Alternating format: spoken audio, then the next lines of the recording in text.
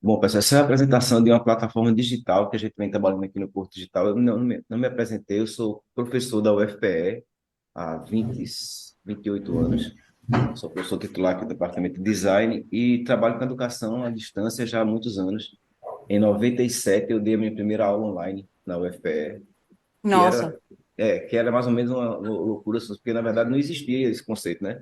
A gente lançou o conceito, fez o primeiro ambiente de educação à distância aqui no Brasil e foi popularizado depois, usou um monte de gente usou. Então a gente vem trabalhando com isso há muitos anos. E há algum tempo eu tinha quase que desistido de insistir nesse negócio de educação online e coisas digitais, porque havia uma resistência muito grande da comunidade de uma maneira geral, né? Isso vai cansando as pessoas, né? Com a pandemia, houve um boom de educação à distância, mas aí eu acho que foi até pior, porque as pessoas passaram a ter mais medo ou mais desgosto com ela do que prazer. E eu vou falar um pouco sobre isso aqui, essa história, o que é que a gente fez para mudar, o que a gente está tentando fazer para mudar a imagem que a gente tem dessa educação digital, online, ou remoto, ou à distância, que eu não gosto muito de falar isso. Primeiro, acho que tem alguém com som aberto que está fazendo eu acho que a primeira coisa que é importante a gente entender é que, assim, que a gente tem uma tendência a resistir muito ao futuro, né? Especialmente na sala de aula. E o futuro não é um negócio que a gente escolhe que não aconteça, ele acontece de todo jeito. Se ele não fizer nada, ele chega, e se a gente fizer uma coisa, ele vai chegar também. Então, de vez em quando, as pessoas resistem muito ao futuro, e a educação é um lugar que gosta de fazer isso, né? A sala de aula gosta muito de resistir ao futuro. Por exemplo, essa imagem aqui eu acho muito interessante, que é dos professores de matemática da década de 60 para 70, pedindo para proibir calculadoras na escola, completamente. A ideia era que calculadora iria atrapalhar a aprendizagem de matemática, e, na verdade, queria diminuir a capacidade do ser humano de aprender matemática, o que é um negócio quase esquisito, porque a gente sabe que a calculadora chegou e ninguém deixou de aprender matemática por isso, muito pelo contrário, a gente evoluiu um monte de coisas que não eram possíveis sem as calculadoras, né? A gente consegue fazer muito mais hoje do que fazia antes. Então, esse é um contexto que é muito comum nas escolas, da gente ter medo do futuro, porque o futuro tira a gente do conforto, né? E a gente tem uma tendência a insistir no passado. Quem tem medo do futuro insiste no passado, não tem jeito, porque não tem outro caminho. Se eu tenho medo do futuro, eu vou insistir em viver no mesmo passado de sempre.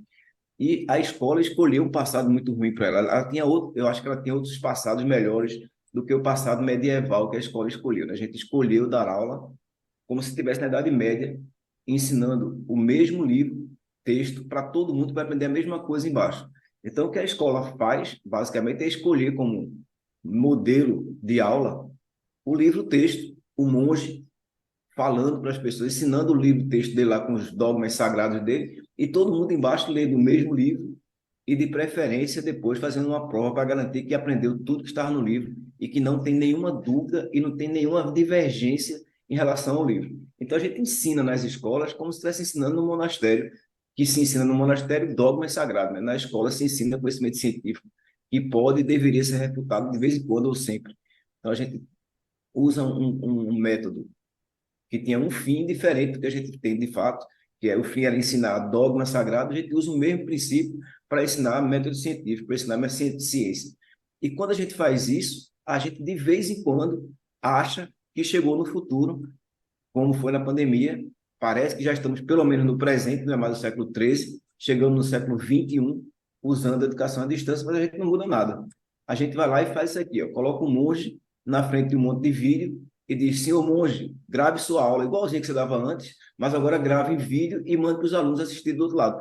É talvez pior do que o anterior, né? É a mesma coisa piorada. A gente promove, ainda em escala, um comportamento monológico de transmissão de conhecimento, que é um negócio de doido isso. Você transmite a mesma informação para as pessoas e elas têm que aprender aquela informação e depois têm que replicar aquela informação em testes para garantir que ela sabe e concorda com todos os dogmas sagrados. Ninguém imagina numa prova onde o aluno diga, ó, apesar da fórmula ser essa, eu discordo dela, acho que tem esse outro caminho. Isso não acontece nas provas, né? Não acontece na escola. Não é permitido discordar dos dogmas sagrados da ciência, que nunca foi baseado em dogma sagrado, afinal de contas, a ciência é um processo evolutivo continuado. Dito isso, o que a gente está vendo acontecer é que existe um futuro chegando do futuro para a gente na escola, né? O futuro vem do futuro, ele está chegando, e chega o tempo inteiro. Chegou a educação à distância, chegaram as redes sociais, a gente ignorou completamente elas, né? Nos últimos 15 anos, a escola ignorou a rede social por completo. A gente não trouxe redes sociais para dentro da sala de aula. Era proibido usar o telefone celular na sala de aula, como é proibido usar o WhatsApp para dar aula ou na sala de aula. E a gente excluiu as discussões sobre, por exemplo, a teoria das bolhas sociais. O resultado é que tem gente que acha que a Terra é plana até hoje, e tem gente que acha que a lei da gravidade não existe, né? Que é um negócio de doido. Porque eu já vi gente dizendo, não, a lei da gravidade faz o menor sentido. Amigo, então, pense direitinho. Saia da varanda da sua casa no nono andar e experimente se ela existe ou não. Porque eu tenho certeza que existe, não tem muito jeito não. Mas tem gente que, por estar dentro de bolhas, acaba acreditando que a lei da gravidade não faz sentido nenhum, que é uma teoria conspiratória e que a Terra é plana e pronto. Então, esse tipo de discussão acontece em parte porque a escola, como um todo, se ausentou de discutir a teoria das bolhas sociais, se ausentou de experimentar as redes sociais de maneira estruturada e crítica. A gente não fez isso porque era proibido trazer o futuro para o presente, né? A escola não pode viver no presente, ela tem que viver no passado, ela tem que deixar correr o futuro do lado de fora. O que está acontecendo hoje com a gente é que o futuro hoje já chegou e o futuro é de uma escola que eu gosto de chamar de ciberperipatética, de um ambiente onde as pessoas vão cada vez mais discutir com máquinas inteligentes, discutir com outras pessoas e com chat GPT, por exemplo, e com os diversos GPTs que vão acontecer cada dia mais, né? E a gente está de novo ignorando com medo. As escolas estão de novo com medo disso, de novo se afastando e tentando proibir o uso de inteligência artificial nas salas de aula. Por exemplo, Nova York no ano passado, nesse ano 2023, de janeiro, proibiu completamente o uso de redes de chat GPT na escola. Um mês depois voltou atrás, não conseguiu segurar essa proibição. Voltou atrás um mês depois, mas passou um mês proibido no estado de Nova York, era proibido usar chat GPT na educação. A gente vai tentando resistir ao futuro, de vez em quando aparece alguma coisa mágica que não resiste, que aceita o futuro, né? Oxford agora, recentemente, autorizou os alunos a usarem ChatGPT ou qualquer outra ferramenta desse tipo nas construções de suas redações, para garantir que as redações ficariam melhores e que o conhecimento que está na redação era fruto do resultado do trabalho dos alunos, mas que estariam mais bem escritos, que seriam melhor divulgados na comunidade acadêmica. Então, eles permitiram recentemente, faz umas 2 semanas isso, Oxford permite que as pessoas usem, todos os alunos usem inteligência artificial para escrever seus textos. A gente começa a ver que o mundo do futuro está chegando e alguns lugares vão acatar o futuro e vão incorporar o futuro no seu dia a dia, no presente. E outros vão fugir dele o tempo inteiro, né? Olhando para esse contexto aqui, e aí eu volto para a educação, acho que se for da educação, eu volto bem para a educação, né? Tem um senhor do século XX, do início dele, Vygotsky, que é um soviético, que da época da União Soviética, ele propõe uma zona de desenvolvimento proximal como o principal mecanismo de aprendizagem humano. A gente aprende mais quando se aproxima de outras pessoas com outras perspectivas, quando dialoga com outras perspectivas, quando foge das bolhas, por exemplo. Quando eu aceito e eu escuto é, propostas divergentes da minha, quando eu aceito perspectivas diferentes. É aqui que eu aprendo, é aqui que eu construo conhecimento. Vygotsky, é claro, não tinha como pensar no mundo digital, até porque não existia computador, né? Em 1930, quando ele morreu, nem existiam computadores ainda. Então, está longe disso. E a gente tem dito que e muitos educadores usam a palavra proximal aqui para argumentar que a educação à distância, ela distancia a zona de desenvolvimento proximal, porque as pessoas se afastam umas das outras. Mas, na verdade, a proximidade de Vygotsky aqui nunca foi do cheiro do outro, de olhar na cara do outro, de abraço. Era uma proximidade de debate, uma proximidade de divergências, de possibilidades diferentes. E nessa perspectiva, o mundo contemporâneo, o mundo digital, onde o físico é expandido pelo digital como agora, né? Estamos aqui à distância, mais próximos, conversando uns com os outros aqui, falando e discutindo coisas novas, a gente está se aproximando e está construindo aqui uma zona de desenvolvimento não proximal no sentido físico, mas proximal no sentido conceitual. Estamos próximos digitalmente aqui e a gente pode conversar, dialogar e discutir coisas diferentes. A gente pode olhar perspectivas diferentes aqui, divergentes, e discutir e questionar uns aos outros. Então, esse é o ambiente onde a gente vive agora. Um ambiente digital, onde o físico foi expandido pelo digital, vencendo, e o social é quem governa esse processo, né? São as pessoas que governam essas interações. Dito isso, a gente vem trabalhando, eu e um grupo comigo, Silvio Meira o líder desse grupo, e mais algumas pessoas que trabalham com a gente, num conceito de colaboração criativa, onde a ideia principal é que as pessoas podem, ou deveriam pelo menos, divergir e convergir de maneira equilibrada. Todo mundo propondo hipóteses, todo mundo debatendo as hipóteses e todo mundo juntos analisando as hipóteses. É como se a gente tivesse de volta à escola grega de Aristóteles, onde ele não faz uma exposição de conhecimento, mas ele faz uma proposição de problemas para serem debatidos com os seus aprendizes de maneira coletiva, né? Todo mundo colaborando para aprender juntos, ou da própria cátedra de Pitágoras, que muita gente acha que Pitágoras sabia o teorema de Pitágoras, mas é óbvio que ele não sabia, né? Ele construiu com os alunos dentro da cátedra, ele construía conhecimento. Quando eu falei de uma escolha de um passado ruim, a gente escolheu como passado a Idade Média para a escola. A Idade das Trevas, basicamente. O espaço de tempo onde as pessoas não tinham a liberdade de aprender ou de descobrir. A gente poderia escolher para a escola, a gente pode, inclusive, escolher para a escola a Idade Grega, dos peripatos, do ambiente de aprendizagem coletiva e distribuída, onde as pessoas descobriam conhecimento, construíam juntos o conhecimento. Ninguém impõe conhecimento ao outro e aquilo é a verdade, porque não era dogma sagrado, né? Na verdade, era uma fuga dos dogmas sagrados mitológicos para a ciência, de fato, para as descobertas científicas. A gente pode voltar a fazer isso, a gente está vendo alguma coisa acontecendo nesse sentido, e essa é a nossa proposta de que a educação deveria ser baseada em colaborações criativas, onde todos podem propor, debater, analisar. A sala de aula, como a gente conhece, é um lugar onde isso não acontece. Apesar de muita gente defender, não, mas na aula presencial tem um debate. Não tem debate, de fato, né? Esse número aqui em cima é duro para entender, mas ele é real. Em salas de aula, aproximadamente 22% das pessoas falam alguma coisa, incluindo o professor nesse pacote aí, e 2 ou 3 alunos que levantam a mão e tiram uma dúvida, perguntam alguma coisa, mas debater mesmo de verdade não acontece. Poucas pessoas propõem hipóteses e pouquíssimas pessoas debatem as hipóteses. O professor expõe a verdade e os alunos têm que aprender aquela verdade para repetir ela numa prova depois. Não há debate de fato, não há uma colaboração. O ambiente desconhece tudo o que acontece. A sala é só um espaço físico. Não sabe o que acontece, não tem memória de nada. Então, aquilo ali acontece lá, um debate onde o professor fala sozinho, e a gente faz isso há anos e continua fazendo do mesmo jeito. Então, o que a gente vem trabalhando aqui é a ideia de que é possível criar uma plataforma, a gente chamou de estratégia, em homenagem à estratégia grega, né? De você dialogar e debater para construir estratégias, para construir os seus caminhos, e é uma plataforma que propõe integrar as inteligências humanas individuais com as inteligências humanas sociais e as inteligências novas artificiais para promover um tipo de colaboração criativa integrada, onde agentes humanos e agentes artificiais colaboram para construir conhecimento novo, para construir novas relações sociais. Estratégia funciona integrando, de fato, pessoas, aqui em cima são agentes humanos, que está aqui, ó, humanos que conversam com agentes não humanos aqui embaixo, que conversam com outros agentes humanos, que conversam com agentes humanos de volta. Então, é uma troca onde os humanos podem falar, os agentes podem falar, os humanos podem rebater, debater, a gente cria um diálogo entre humanos e máquinas. E a gente faz isso usando um conceito de redes sociais.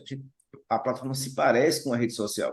Ela promove de verdade a reação aos debates em redes sociais, com a vantagem aqui de trazer agentes inteligentes digitais para, entre outras coisas, quebrar o efeito negativo de bolhas sociais.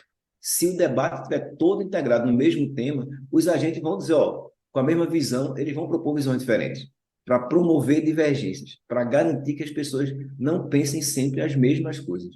É possível pensar diferente no ambiente acadêmico. Então, dito isso aqui, a gente construiu essa plataforma, a gente vem trabalhando com ela e vem aplicando já há alguns anos, e a gente tem esse número de engajamento de alunos hoje.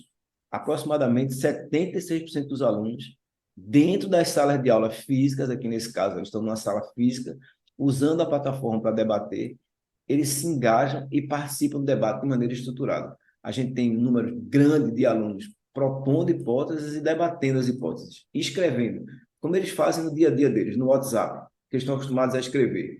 Estratégia baseada em escrita, uma escrita quase oral, você vai conversando, escrevendo. E as pessoas fazem isso sistematicamente, e os alunos gostam de fazer isso. Eles estão habituados a fazer muito mais isso do que a falar uns com os outros. Eles quase não atendem telefone mais. A gente sabia e aprendeu isso fácil com eles, e trouxe para o universo deles uma plataforma para estruturar debate que não é o WhatsApp, onde a gente começa a conversar aqui e daqui a pouco alguém pergunta quando for o jogo do Flamengo e Botafogo ou quando for o jogo do Fluminense no Mundial e acabou o processo. Vai todo mundo falar sobre o jogo e esquece o debate. Então, estratégia é uma plataforma orientada a focar os debates, né? Como é que ela funciona? ela funciona para aprender e ela funciona para avaliar. Ela usa a inteligência artificial para apoiar os professores e os alunos no processo de aprendizagem e para apoiar professores e alunos no processo de avaliação. Para aprender, basicamente, ela funciona assim: ó, o professor é quem é o responsável nesse processo, ele abre a plataforma Estratégia e ele cria um ambiente com esses hexágonos aqui, que são mapas de debate, onde cada ponto desse hexágono é um espaço de debate, e o professor propõe um tema. Por exemplo, a biografia do autor, do designer Dieter Rams. Se ele propõe um tema para o debate, a plataforma Estratégia e a inteligência artificial, ela propõe de volta, ela sugere um texto sobre o autor, sobre o tema proposto, e ela sugere questões para promover debate com a turma. O professor pode, é claro, editar o texto, trocar, refazer, escrever, mudar o texto completamente.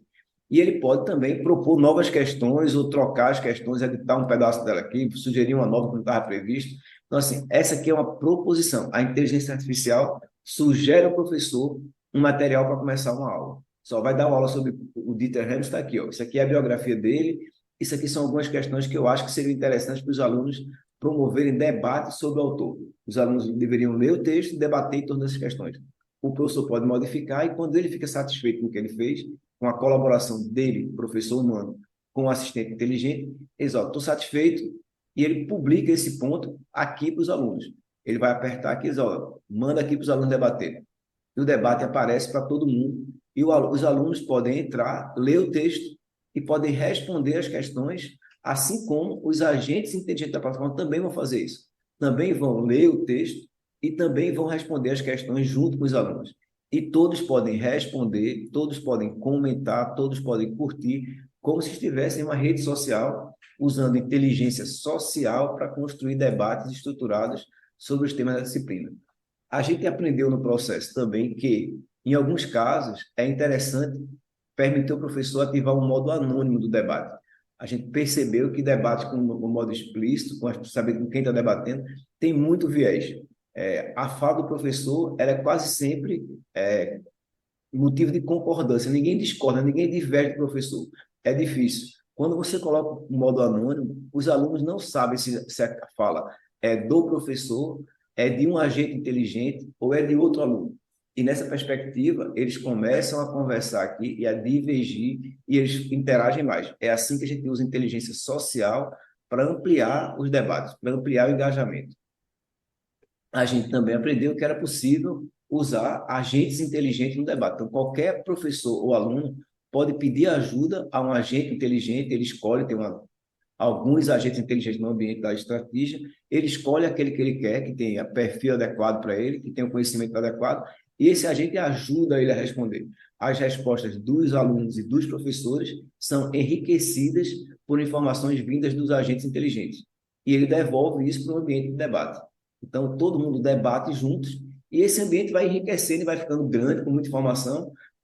Hoje, é claro que quando a gente quem usa aqui o WhatsApp sabe que alguns grupos têm muita informação, é difícil acompanhar tudo. A gente criou uma ferramenta de resumo, onde a qualquer momento um aluno ou professor pode resumir o que aconteceu e interagir a partir do resumo. Você entra num debate que está 2 dias acontecendo, ou a 1 hora, tem um monte de informação, ao invés de ler tudinho, você pede para ela resumir no idioma de sua preferência, independente do idioma que você está conversando dentro do ambiente. Ele vai resumir no seu idioma e você consegue acompanhar e avançar no debate assim. A gente também entendeu que os professores precisam de um suporte durante o processo de mediação. Então, tem resumos específicos para os professores acompanhar o que está acontecendo, como também tem análise de maturidade do debate, por exemplo. O professor pode pedir a ferramenta de inteligência artificial para dizer, ó, como é que está esse debate? Está maduro? Aí vai receber de volta, está maduro sim, porque tem qualidade no discurso, tem respeito entre as pessoas, tem flexibilidade, tem diversidade de perspectivas, não é uma homofilia, onde todo mundo fala a mesma coisa, não é assim que funciona. Tem foco no tema com diversidade, ou seja, o aluno X acha alguma coisa diferente do aluno Y em torno do mesmo tema, não é que fugiu do tema aqui, é que se manteve no tema, mas se abriu diferentes perspectivas, e com isso ele calcula, diz, ó, esse debate está maduro, pode avançar para o próximo tema da disciplina ou pode fazer uma avaliação com os alunos, porque eles já discutiram o suficiente esse tema e já amadureceram sobre o tópico tratado. Então, é uma ferramenta que ajuda o professor a acompanhar o debate entre os alunos. Isso pode ser feito em sala de aula ou pode ser proposto um debate que dura uma semana e na semana seguinte o professor volta para discutir o resultado do debate. A gente também pode usar a ferramenta para avaliar alunos. É claro que a gente entendeu que era possível. E como é que funciona isso, né? A gente tem hoje, normalmente as provas com turmas muito grandes são feitas em questões objetivas, porque é difícil corrigir questão subjetiva uma por uma. A ferramenta usa IA para corrigir questões, para propor e corrigir questões subjetivas. O professor diz, ó, eu quero fazer um teste aqui onde cada aluno só vê a sua resposta, eles não têm acesso às dos outros, não é mais um debate, é uma prova, e nessa prova o tema vai ser esse aqui. Dito isso, a ferramenta propõe uma questão para ser tratada pelos alunos e ela entrega um texto de apoio para os alunos, como o texto de apoio do Enem. Com esse texto de apoio guiando os alunos, eles podem responder as questões que são sugeridas. O professor, claro que pode editar a questão e pode editar o texto de apoio. Isso é sempre editável para o professor antes de ser publicado. Quando ele publica o ponto de debate aqui, diz, pronto, tá, o ponto de avaliação está pronto, os alunos vão receber o convite, eles entram lá e eles respondem a questão. Aqui é uma resposta, desculpa, aqui é uma resposta de um aluno, ele vai lá e responde a questão. Essa resposta ela é avaliada pelo sistema inteligente e ele dá uma nota e dá um feedback para o aluno e para o professor sobre o desempenho daquele aluno naquela questão. Esse feedback o professor pode utilizar para descobrir os alunos que precisam de um contato mais próximo, né, aqueles que estão com mais dificuldade, ou descobrir os alunos que têm mais facilidade com o tema e pedir ajuda a eles junto com o grupo. Então, é um feedback da máquina, da inteligência artificial, para ajudar o professor não só a dar a nota, mas mais do que isso, a acompanhar o desempenho dos alunos e a perceber quem precisa de mais apoio. Mesmo em turmas muito grandes, ele consegue dizer, ó, diz para mim aqui quem são os 5 alunos que têm mais dificuldade e vai aparecer para ele lá. Resultados que a gente consegue com isso, né? A gente tem hoje gente usando estratégia no Brasil inteiro. Isso aqui é um programa do Grupo Ânima que está usando estratégia para formação de docente no Brasil todo. Aqui é um momento qualquer, tinha 120 pessoas ao mesmo tempo usando no norte do Brasil, né? No espaço da Floresta Amazônica aqui. Está o pessoal usando estratégia o tempo inteiro em debates estruturados sobre o tema de aula, aprendendo algum conteúdo juntos, no mesmo tempo que estava aprendendo o pessoal de Brasília, o pessoal do Espírito Santo, o pessoal de São Paulo. É um espaço coletivo e colaborativo. Os alunos podem estar distantes, distribuídos, mas eles estão próximos, construindo conhecimento a partir de debates estruturados entre alunos, professores e agentes inteligentes. Como tudo é digitado, tudo é escrito, tudo está registrado, estratégia consegue gerar coisas como essa aqui, ó. Um livro, texto, que é resultante do debate. Imagina que isso aqui é real, acabou uma disciplina minha, esse foi um teste que eu tinha feito, no final da disciplina a plataforma gerou um livro com 79 páginas, eu acho, 80 páginas, nem mais não, um pouquinho mais do que isso, sobre os autores que foram discutidos pelos alunos na sala de aula. Então o livro tinha, cada capítulo era a biografia de um autor e como esse autor contribui para a formação do design a partir da perspectiva dos alunos, porque foram eles que debateram e o conteúdo é gerado a partir do debate. Então, a gente tem um livro pronto no final da disciplina. Os alunos todos foram coautores desse livro, eles receberam a cópia, claro, do livro em PDF, que tem lá eles como coautores. Eu, como organizador, organizei a disciplina, e os alunos como coautores. Esse material todo foi gerado por inteligência artificial da plataforma Estratégia, promovendo publicação, no sentido mais amplo da palavra, publicar o conhecimento gerado pelos alunos na sala de aula, que normalmente fica lá e quando acaba a aula, ele acaba simplesmente, né? Quem aprendeu, aprendeu, quem não aprendeu não tem como levar para ninguém nem distribuir para outro canto.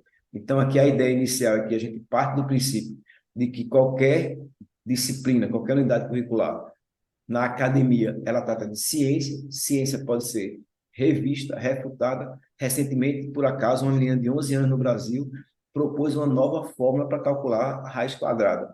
Para a sorte dela, o professor deixou ela propor, o professor acolheu a proposta dela, fez experimentos, publicou aqui numa revista científica e hoje existe uma outra maneira de se calcular a raiz quadrada, que é mais simples e mais eficiente, construída por um aluno de 11 anos, numa escola brasileira. Então, assim, a gente, quando permite que isso aconteça, ou seja, que se gere conhecimento novo, a gente consegue produzir conhecimento de fato.